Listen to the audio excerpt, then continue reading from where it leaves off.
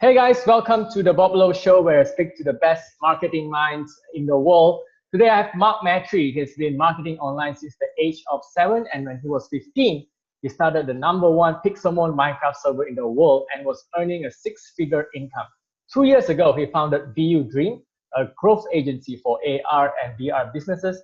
He is also the host of one of my favorite podcasts, which is the Humans 2.0 podcast, which is the top 50 self-help podcast on iTunes. Most of all, he is the most impressive 20-year-old I've ever met. Mark, welcome to the show. Bob, thank you so much for having me, man. That was quite the list. I'm very honored to be here. Yeah, you are sort of my favorite person on LinkedIn. And now for your favorite question, what do you do on planet Earth? Dude, I was actually thinking about this. I'm like, when I talked to Bob today, since he's seen the podcast, is he going to try to reverse the same question? And he did. That's awesome. I am, after just, I would say the main thing that I do to kind of break it down on like a meta level is I constantly try to learn in a way that I'm always changing my perspective and growing no matter what I do. So whether it's in marketing, I'm always trying to change my perspective. I'm always trying to prove myself wrong and really trying to, in a sense, outlearn myself, upgrade my perspective so then that I can upgrade to the next environment. Because if I've learned anything throughout my life on planet Earth here, it's that oftentimes our physical faculties and our beliefs and our thoughts often are not always right.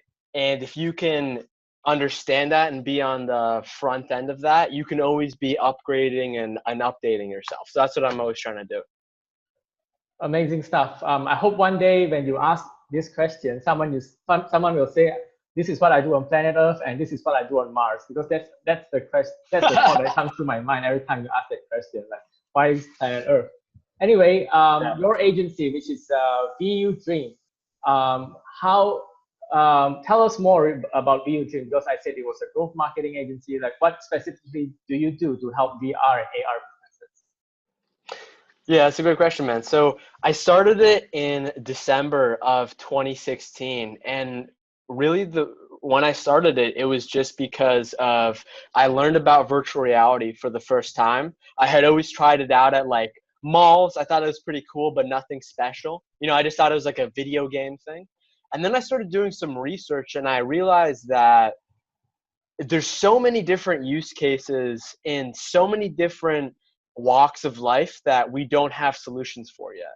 I'm talking about, veterans with PTSD, children with autism, certain people that have schizophrenia, all these little use cases, burn victims. They found that virtual reality is actually being used today, not 20 years from now, like right now. It's being used in very, limited cases, not, nothing mainstream, to improve people in different ways. And as I got more and more into my research, I realized that it's not just going to disrupt these problems. It's actually going to create for solutions that we didn't even know in every single industry. And I think in and of itself, it's going to be the next smartphone, computer, machinery industry that's going to totally revamp the world. And then I started branching off to augmented reality, which is kind of like Pokemon Go for those that know it, but it's kind of like putting it in your glasses. And if you can actually have like a sophisticated technology to be able to do that, imagine where the world can go. So I learned about VR, AR, mixed reality. And I started thinking, how can I get into this? How can I help into this? It's not going to go mainstream within like the next 5 years. I mean, it definitely could, but this is in 2016 when I'm thinking this. I'm like, what industry can I get into that by the time it's matured, I will also have matured with it and grown, and I'll be a relatively significant person in that industry. So I ended up choosing VR. And I asked, what are my skill sets? What can I do to contribute and help? And we did some other things at first, but ultimately we pivoted the business model to what it is today, which is a growth agency, after a CEO emailed me that owned a VR company. He said, hey Mark, um, I follow your website, I follow your website's news. And then we had a conversation. I was telling him about like what we kind of did for marketing and how our efforts were building up. Our website was getting, hundreds of thousands of views. Overall, it's accumulated millions. And he was asking me, how can I get that same kind of traffic? Because the virtual reality industry, it's still being developed. And like the same marketing and ad funnels that normal people run don't necessarily work the best when it comes to VR, because you can't just target everyone. You've got to target people, that have got VR headsets, or you've got to target like potential business owners that might be interested in this for their company. There's like a wide variety of things, but through that process, through getting feedback, that's ultimately how we've positioned ourselves. So that's ultimately what ViewDream is today. Yep. Do you, in a way, help the VR and AR businesses tell the story? Because I understand that ViewDream has a VR podcast, and you have interviewed some people from VR. In a sense, do you help them tell their story? Yeah, for sure, absolutely. We live in the 21st century, and the internet's commoditized information so much to the point where, if it's not emotional, if it's not appealing to somebody on almost a meta level, which is what stories do. Stories are the operating systems of our minds and our societies. That's why it's so important to leverage them, to utilize them, to create them, because ultimately, for example, Jason Pfeiffer, editor-in-chief of Entrepreneur Magazine, he says that he almost has a responsibility to tell stories, because based on those stories, people actually end up doing those things, because you end up creating overlaps in our world. But so in terms of ViewDream and our agency, we absolutely do that, and that's, if anything, that's one of the cornerstones. We're going to get more into video storytelling as of late, but right now we're really focusing on some different methods. But storytelling is without a doubt one of the greatest tools to utilize. Cool stuff. Right now, it's a lot of audio stuff coming from you. I think our video will be quite exciting. So basically, when you get clients, they sort of have a challenge to drive traffic and to get new people to adapt their new technology, per se. Wait, I'm sorry. Can you repeat that? So what sort of growth strategies do you normally help your clients with? Is it to get people to adapt their new technology? Is to get traffic to their website? What sort of challenges do your clients have? Yeah, sure. So I mean, it's we work with a wide variety of people. So for some people, it's they have a crowdfunding campaign and they're trying to raise money within a certain period. My agency's helped a lot of different virtual reality startups, some small startups, raise a lot of money. One of our recent clients raised and they passed their Kickstarter goal within less than 24 hours. And, we do a variety of things. Ultimately, the best case scenario, how you want to be, set up is for the long term, the marathon. You want to be doing sustainable marketing methods that aren't just going to, help you get that one client today, but they're also going to help you grow your business exponentially.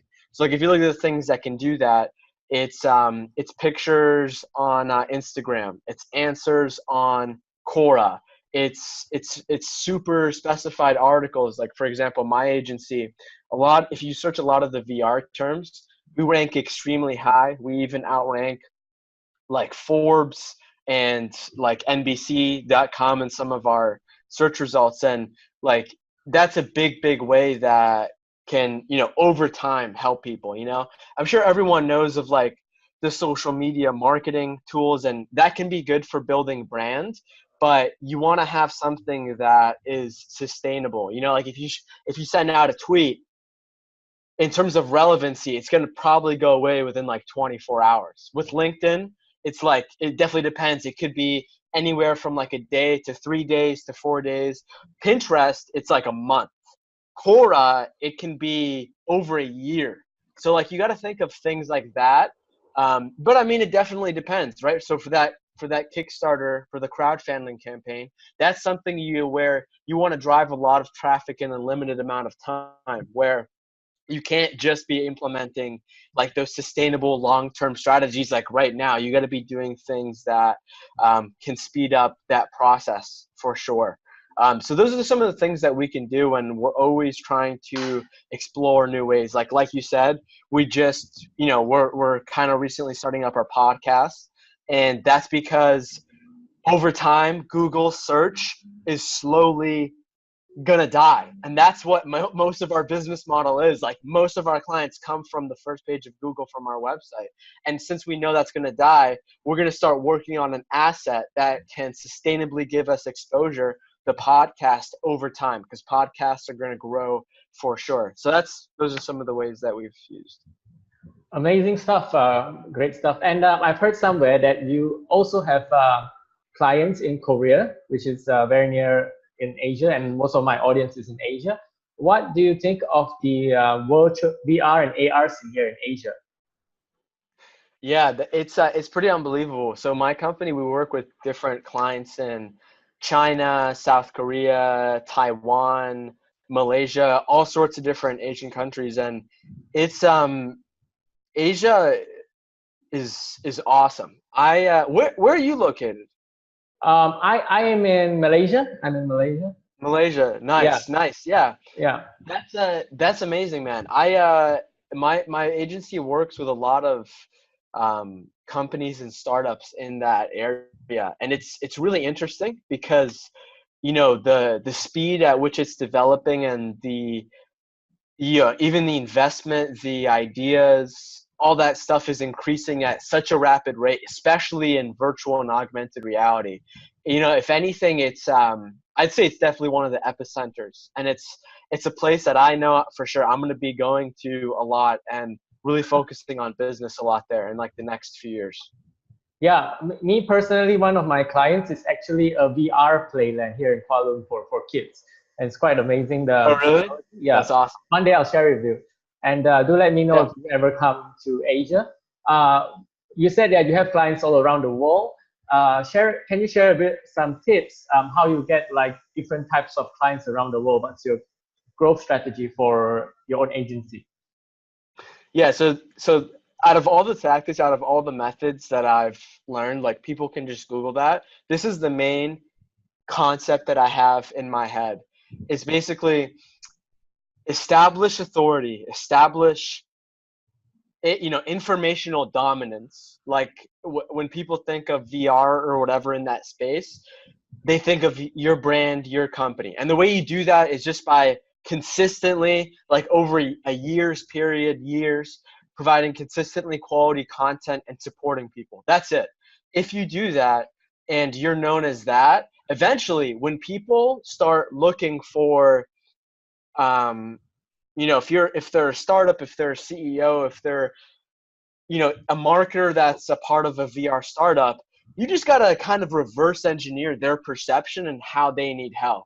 So, like, if you're doing that, you can kind of figure it out, like, if we're trying to target VR game company studios, and I'm working as a marketing guy for them, I would Google, how do I market my VR game? And depending on the budget that you guys have, I would type in, maybe for free, or just how do I market my VR game? And if you're listening to this right now and you Google that, one of ViewDream's articles pops up as the #1 result.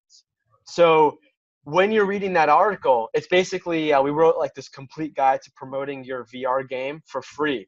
And like in that article, we like break down a bunch of different things that people can do for free. People can do just that we utilize and they can learn. That article has gotten us so many clients. It's unbelievable. And it's just because you establish yourself as an authority in something. You kind of offer people, you give them free things that they want and they can utilize. And once they understand that, and once you play on that authority, then you have trust in their minds, and you've given them something for free. And depending on how active you are on social media and your other business clients, everybody knows you as like that nice guy that helps people out. And then eventually people just end up knowing you as, the authority in that area, and you can dominate that and really get a lot of clients. And just the VR game was one example, but it stands true to a lot of different things. If you don't want to write an article, for example, if you don't have a website and you Google like a question, oftentimes a Quora link will pop up within like the first 1, 2, 3 results. From there, you can go on, answer a Quora question, whether it's like via text or via video, which I've actually been doing recently. And, asking people like, hey, if you like that, upvote it. And eventually over time, when people Google something and they go to Quora to find the answer to their question, they'll see your answer. And then over time, that will just repeatedly build your, brand equity, as Gary Vaynerchuk puts it. Great stuff. Like Gary Vaynerchuk puts it, give, and even Jordan Harbinger, he said, give as much as you can. Yeah, it's great stuff. Dude, I love Jordan. He's coming on my podcast soon. Yeah, I will definitely like tune in. Lots of amazing people like coming to your podcast that you're saying, like lots of great guests you're going to have. So talking about your podcast, like one of the main themes of this interview, I always use the word grow. So I will ask you, like, how did you grow your podcast to like the top 50 on personal development in iTunes? Yeah, that's a good question, man. So I want to say the main thing is when I was starting my podcast, I like had this perception of, why would I start a podcast? There's already so many podcasts out there. I'm just a 19-year-old kid when I started it. Like I don't have any experience in like this stuff, but episode by episode, as I started learning, I basically found out that I think I'm basically so dumb that by talking to really smart people, I try to like analyze and synthesize and deconstruct what I'm learning, and I've gotten better at that. And I try to explain it to the everyday person.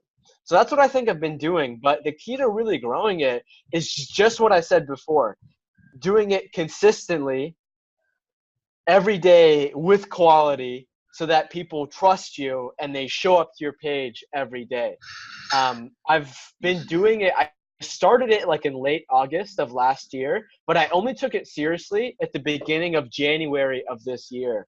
And ever since like in the middle of May, I started posting every single day. So doing that frequent posting has really been skyrocketing my rankings, as well as, being myself, posting consistently. And, in terms of the podcast, like just the fact that there's so many podcasts out there doesn't mean that there's more competition necessarily. Like a lot of people start podcasts and they end up quitting. And what happens is, if people are actually listening to their podcasts and they quit, they're probably not going to stop listening to podcasts in general. They're probably going to try to find another podcast. And when they do that, that's where your podcast comes in, because you've been there for the entire time. Jordan Harbinger, for example, he's been doing this for 10 years. At the beginning, it was kind of on and off for him, but he's just a normal everyday guy. But through persistently doing it, starting off like doing it once a week, and then eventually twice a week, and then 3 times a week, doing that 10 years, you build the skill set that is awesome. For any of the podcasters listening that, you want to grow your podcast, I got to say, there's so many podcasts out there that are the same thing. They're all the same cookie cutter thing. And what I mean by that is not in the sense of like question and answer. I'm not talking about that. I just mean like a lot of podcast hosts, they ask questions and they're not even like listening for the answer. They just kind of want you on their show, like just to get their name, just to like say up like, oh, on my podcast, I interviewed, like Tim Ferriss. They don't even care about the actual interview. They don't even care about the other person on the other side of the mic that's talking, that's taking time out of their day to do it. And more importantly, they don't even care about the listener, the person that's actually listening to the actual podcast, and they take it for granted. And they don't even, consider them. And when you don't consider that listener, like when you're not, as a host, and I don't know about you, but as a host here, as a podcast, you and I are having this conversation where we're kind of picking each other's brains, but I'm also imagining that there's like a recorder here and it's picking up everything we know. And I know that potentially there's thousands of people that are listening to this. So I'm almost, while I'm talking, all at the same time listening to this conversation, and I'm like trying to think, if I was listening to this, is there anything that I would be confused about? Is there anything that I would be, missing out on? Are there any details that I'm not saying that, somebody's missing context? Or like, based on what I'm hearing, what would the average person, and eventually through knowing my audience through a while, I know people and I know like frequent questions. So you can almost kind of assume that perspective and viewpoint, and then, kind of almost give the audience what they want in a way. And that's always going to be a dance, a process that you always have to, put back and forth. But I think that's a really good tip that podcasters can utilize. Yeah, cool stuff. I really enjoy your podcast, and I like how detailed it is and how much you drill down to the questions that sometimes I'm listening and I said these are the questions that I would ask, and like you Nice. eventually make it there, and you're very patient with your guests. So you mentioned like Jordan Harbinger, and like you have a lot of amazing guests on your podcast. Like for aspiring podcaster or people doing a podcast, how did you get such great guests on your podcast?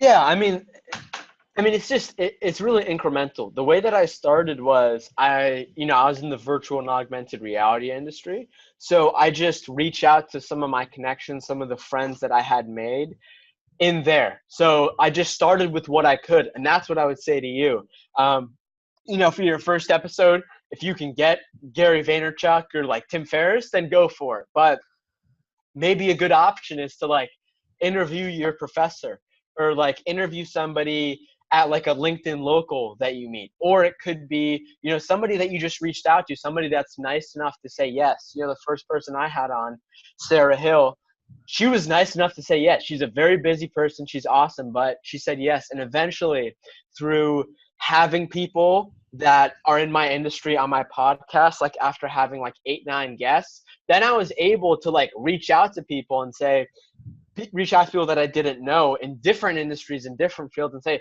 hey, I've got this podcast. It's called Humans 2.0. It's new, but I've got these 10 guests. And eventually some people say yes. And then you just basically end up building your way. A good tactic to do this at the beginning is, after you have your guest on, ask them, say, hey, now that you've done this podcast, now that you've done this video show, do you have anybody that you would recommend for me to invite on? And you can do this. You can just ask them. You can email them. You can like send them like a post-interview form.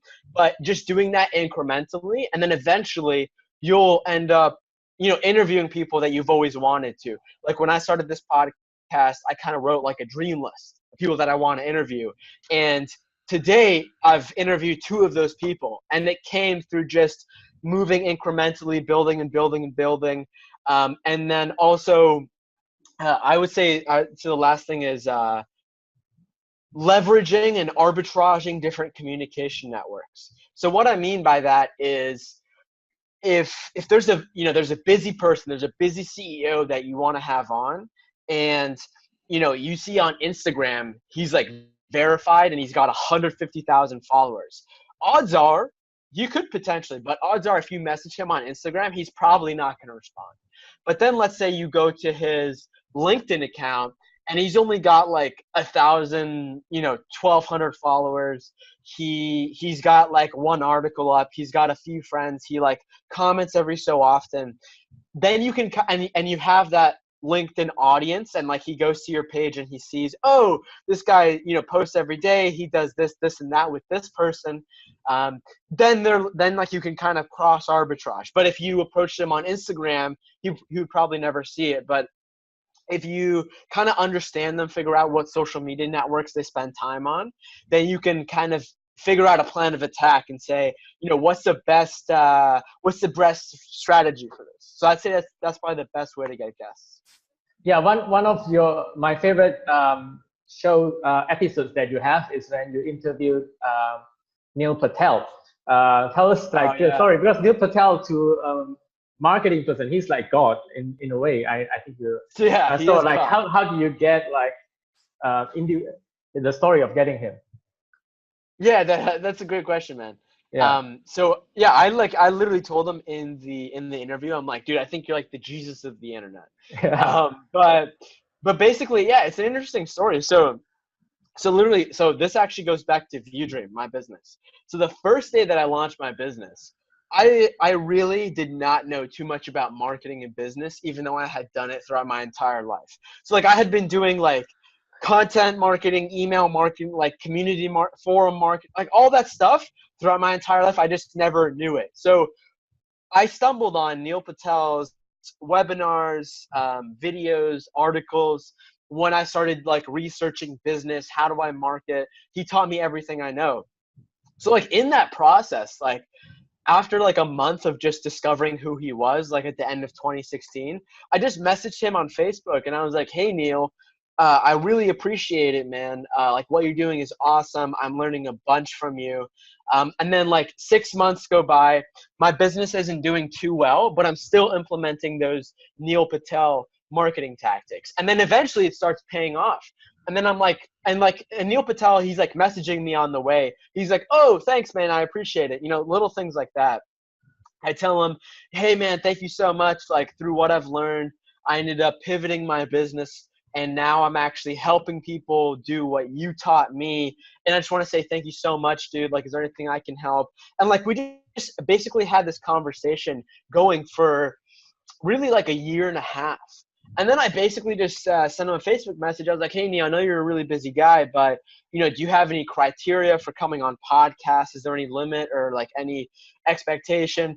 And he's like, no, just email me. So then he gave me his email. And then I sent him an email. And like literally within that day, his assistant got back to me. And he was like, yeah, Neil Patel is he's available like next week at like 4 o'clock. I'm like, let's do it. And so I got him on, and the last thing I'll say is like when I got him on, man, I was so nervous because like this is a dude that I had been listening from and learning from for years, taught me everything I know about marketing, and now he's like in front of my face, and like there's more people listening.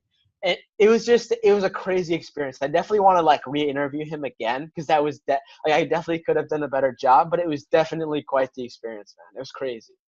Truly, I really enjoyed that podcast. I think to summarize what you said, it takes time to build a relationship. I think I listened to one of the episodes about networking, and your guest said like it takes time to build a relationship, and you don't have to shortcut it, but you choose the people like you network with.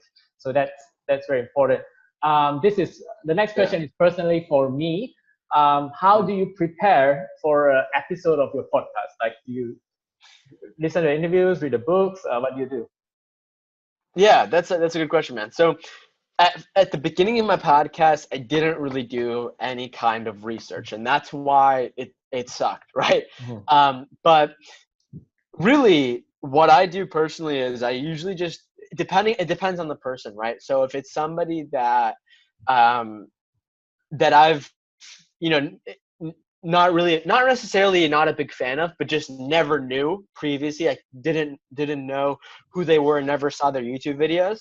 Then I would try to really immerse myself in what they do for, really like a couple days in advance, just because like, you know this, like if you spend like 2 hours right before doing something, your brain doesn't really digest it as well. You don't end up connecting different parts. So like I start this process anywhere from a couple of days to like a week. But like literally what I'll do is like if they have a podcast, I'll listen to their podcast. If they've got a book, I'll listen to it on Audible. If they've got articles, if they have YouTube videos, I just really immerse myself. I'll listen to, and this is what I'd say the main thing is, and I actually learned this from Sean Evans. He's the host of Hot Ones. I don't know if you've ever seen that show, but it's a show where people eat chicken wings in a spicy way. But basically he says that listen to other interviews that the person's been on, understand the person's life, like chronologically, like what happened in their mind space, what kind of transformations, what kind of assumptions did they change, make, what were the catalyzing moments, and then ask them questions that you felt the other interviewer sucked at, that the other interviewer didn't do a good job at, things that they missed, or things that, like, when you give it that 1 week period to learn, things that you connect in your own life, you know, like, then I'll be selfish and I'll ask them a question that I've been thinking about. So that's really my process. Like, the best case scenario is like you spend as much time learning about them as possible. But like sometimes that isn't possible. Sometimes you only have a few hours. It's just to see what you can do it with. But yeah, that's really what it is. Yeah, personally, to prepare to interview you, I had the most preparation because you just had so much content out there. I had other guests where I had to go through their LinkedIn posts, like their notes or articles, whatever, to like get their train of thought. But you had so much interviews out there, so I had to listen to them. But it was a great fun, great fun. Absolutely. And my next question, maybe you can relate it to your podcast. It's now I have like 5 minutes left, so it's a more personal development stuff. So, what is Mark Metry 2.0? Yeah, man, that's Yeah. that's a really good question, man. So Yeah. I think Mark Metry 2.0, like, as I look back at my life, 2 years ago I was a completely different person. Completely different person. I was unrecognizable, not just physically, but more important, like my mental landscape. And the way that I kind of built myself from the way up, the way that I reset my default mode, my foundation, was by, in the 24 hours that I'm given every single day, what am I doing with those? What bad habits am I trying to get rid of, to leave off? Because who I am as a person, who I'm going to be in the future, is so unbelievably important, because it's not just about me, right? It has to do with who's impacted by my business, who's impacted by my podcast, who's impacted by, the nonprofit that I'm starting, who's impacted by all these things. And not just in a big way, but like, how is your family going to be impacted? How are your friends going to be impacted?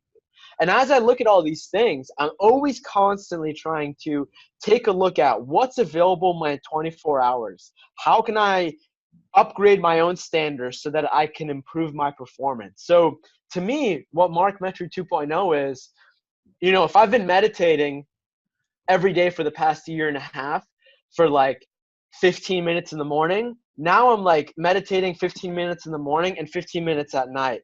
Today, I'm meditating for half an hour in the morning. I'm meditating for 10 hours, not 10 hours, 10 minutes at night.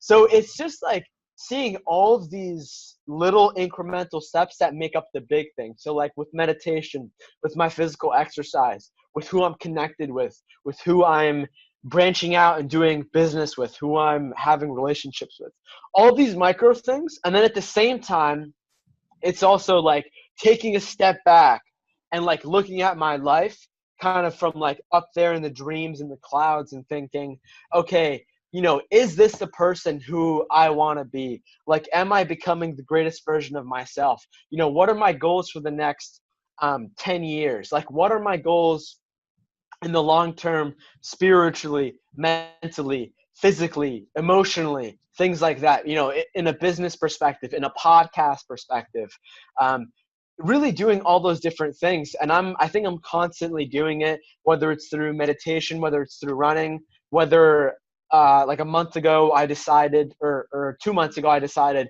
hey, I'm going to make this podcast every single day and challenge myself. Like, whether it's one of those things, or whether it's my in 2 days I'm turning 21 years old. So whether it's making a big announcement, and basically I'm going to announce that I'm going to start the process of like writing a book, not about myself or anything, but kind of like a Tim Ferriss Tools of Titans about the podcast, and like habits and tools and rituals that I've learned from all the people that have come on from the podcast into a book, so like people can kind of learn. So upgrading, always raising the standards, always upgrading the bar. I think that's Mark Metry 2.0. Amazing, amazing stuff. I'm so glad I asked that question. So, Yeah, I know. Me too, man. Good job. and la- as a young person yourself, do you look up to anyone, or do you actively seek out mentors for maybe your podcast or your business? Yeah, I mean, I think it's an interesting question. Like the people that I like look up to are definitely my parents, my mom and dad. You know, like they came here to the United States in 1996, 1 year before I was born, with $300. So like, if you imagine that, like coming to a new country, not knowing the language, not knowing anybody, that's crazy. So like, I No, always think about that. I've heard that story in a lot of podcasts, but you've never said where your parents came from which country. Did they come? Egypt. Egypt. Oh, amazing! I was trying to guess. Egypt. Oh Amazing. yeah, yeah. Yeah, So you yeah, never said the country in any of your interviews. So yeah, continue. yeah, Yeah, yeah, no problem. Yeah, so like those are the people that I really look up to, like my sister, yeah, and then people that like kind of like my role models, people that I want to interview on the podcast. You know, like people like Tim Ferriss, people like Gary Vaynerchuk, Joe Rogan, people that like helped me fix my own mindset almost. In terms of mentors, I think that's a really interesting question because I think you know, a lot of people think it's like this official formal thing, like, oh, will you be my mentor? But in reality, sometimes it does happen like that, but other times it doesn't. Sometimes it's just like, you know, like for example, I went to a LinkedIn local a few days ago, and I ended up meeting this dude who is a podcaster, and he's interviewed so many like famous people. He's a master at his craft, but he's not necessarily a podcaster. He's like a radio guy, right? But I'm a podcaster, so him and I are gonna get, you know, lunch in a few days. So like that could turn into a mentorship relationship where he's not only teaching me things about interviewing people and what he's learned, but I'm also teaching him about what I've learned. And that's really what I think is the best way to get mentored. Offer something to the mentor, offer to teach them something. You know, like you never know what the mentor will end up wanting, you know, for their intention, for their desire. So if you can kind of offer them something, that's a good way to embrace that kind of relationship. All right, thanks, Mark. I think that's my last question. Thanks for doing this. I really appreciate everything you do, and I hope to speak to you soon in the future. Dude, this was a pleasure. This was awesome, man. Thank you so much for supporting my podcast. It's a real honor to have you on, and thank you everyone out there for listening. Again, Bob, I really appreciate it, man. All right, I'm